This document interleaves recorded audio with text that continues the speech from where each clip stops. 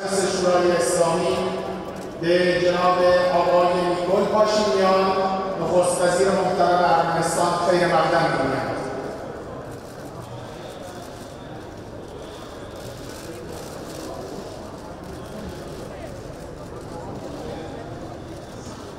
وزیر محترم امور خارجه پناه میهمان ارجمند بعدی هستند که وارد مجلس شورای اسلامی شدند. آقای دکتر قالیباف رئیس محترم مجلس شورای اسلامی آیین تحلیل به صورت رسمی آغاز خواهد شد. ویژه سران کشورهای مختلف، سفرا،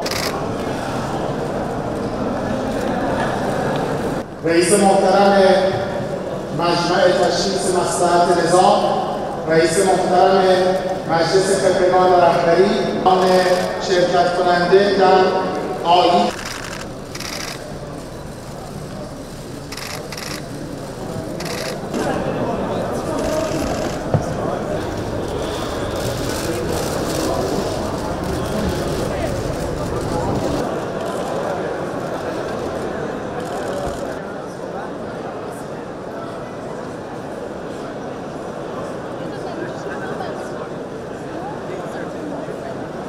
خیلی متشکر از همکاران ارجمندمون با حضور حضور ارزشمند استعداد همکاران ایرانی در صندلی خودشون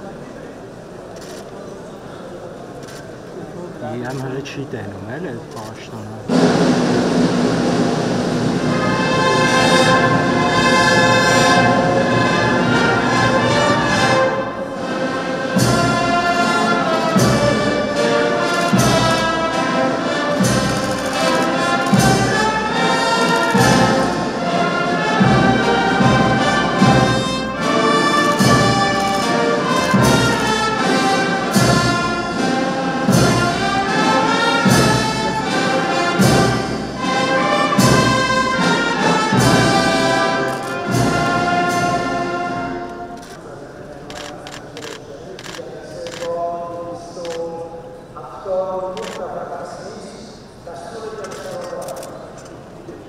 بسم الله.